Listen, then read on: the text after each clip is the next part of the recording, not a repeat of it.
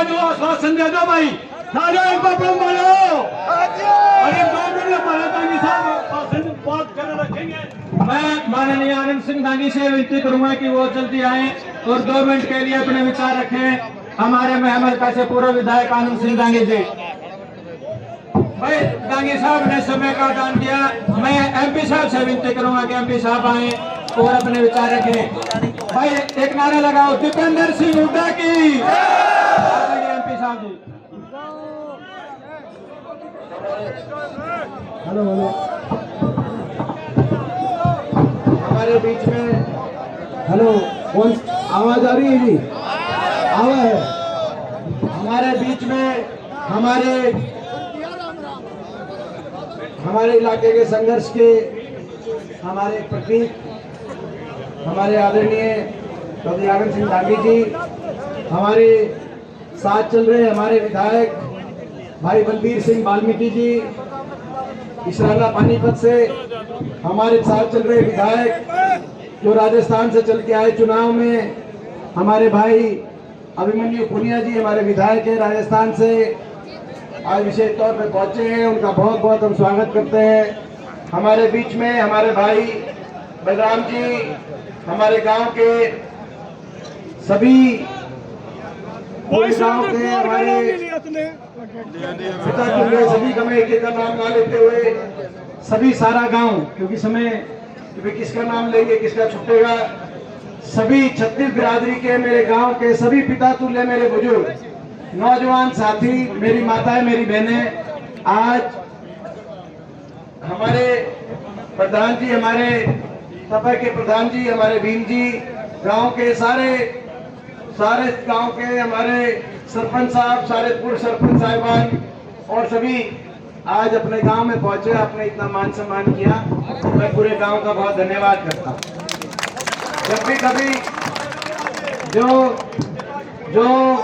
चुनाव जब भी होता है और आपको फैसला करना होता है तो 2 ही बातों पे तोल किसी को आप सकते हो कि जनप्रतिनिधि को, उसके काम और उसका आचरण।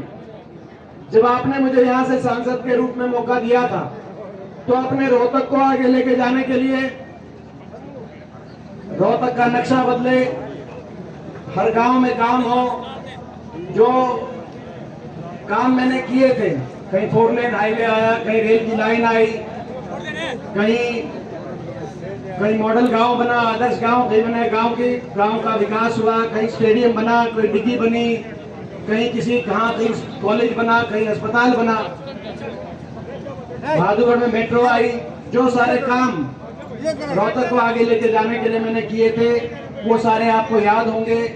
और मेरा आचरण भी इतने वर्षों का, मेरा आचरण भी आपके आगे है। जब सरकार में थे तब भी हर रोज मैं आपके बीच में था, जब विपक्ष में था 10 साल, तो 10 साल भी आपकी लड़ाई, हर रोज मैंने आपकी लड़ाई लड़ी। मेरा काम भी आपके आगे है और मेरा आचरण भी आपके आगे है। काम और आचरण की कसौटी पे आप तोलना, और अगर आपकी आत्मा ये गवाही दे कि आपका ये बेटा खरा उतरा है तो आप मुझे अपना आशीर्वाद देना, मैं आपको ही देना। मैं ये विश्वास दिलाता हूँ कि आपका ये आशीर्वाद खाली नहीं जाएगा। मैं दिल्ली पहुंच के आपके खोए हुए मान सम्मान को देश में ऊपर उठाने का मैं काम करूंगा, और ये आशीर्वाद केवल दिल्ली तक ही नहीं जाएगा, ये वाया दिल्ली चंडीगढ़ जाएगा और हरियाणा में बहुत जल्दी आपकी सरकार लेके आएगा। क्योंकि आज पूरा हरियाणा, आज पूरा हरियाणा, ये खट्टर सरकार, 10 साल की खट्टर सरकार से पूरा हरियाणा हर आदमी चिक लिया। भाई मैं बलम्बा गांव वालों से पूछना चाहूँ भाई, ये सारे पूरा हरियाणा चिक लिया, तुम भी चिक लिए, कसर बाकी रह रही है सारे। और सुनो, बीजेपी वाले भी चिक लिए खट्टर सरकार से, इसीलिए इलेक्शन के बीच में उनको उन्होंने अपना मुख्यमंत्री बदलना पड़ा। मुख्यमंत्री भी बदल दिया और उप मुख्यमंत्री की भी छुट्टी करा के, अग्निवीर रिटायर करा के अपना उनको भी घर भेज दिया, आपने देखा। तो आज मगर ये बीजेपी वाले क्या मुख्यमंत्री और उप मुख्यमंत्री बदलेंगे? हरियाणा का भट्टा बिठाने के बाद 10 साल के बाद अब बीजेपी क्या मुख्यमंत्री उप मुख्यमंत्री बदलेगी? अब तो हरियाणा की जनता है, जनता सरकार ही बदलने का काम करेगी।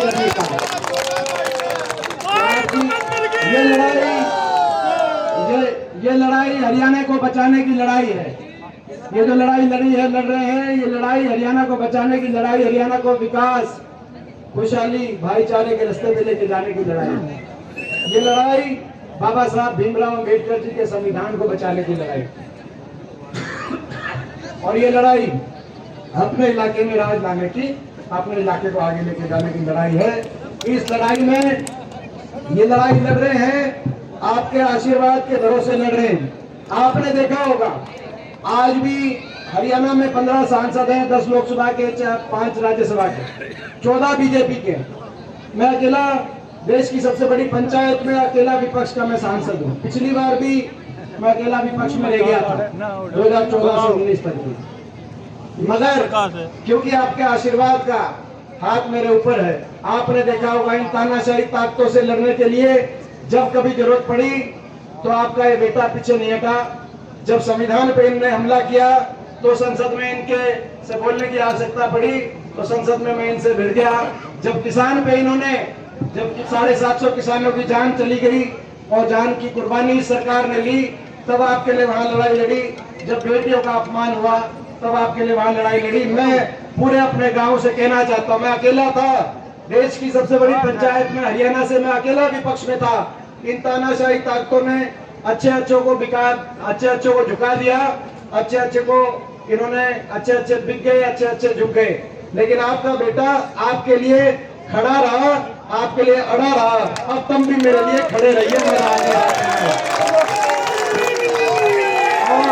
भाई बताओ भाई बलम्बा गांव में देखो, मेरे पास इनसे लड़ने के लिए, इनके पास बहुत कुछ है बीजेपी के पास।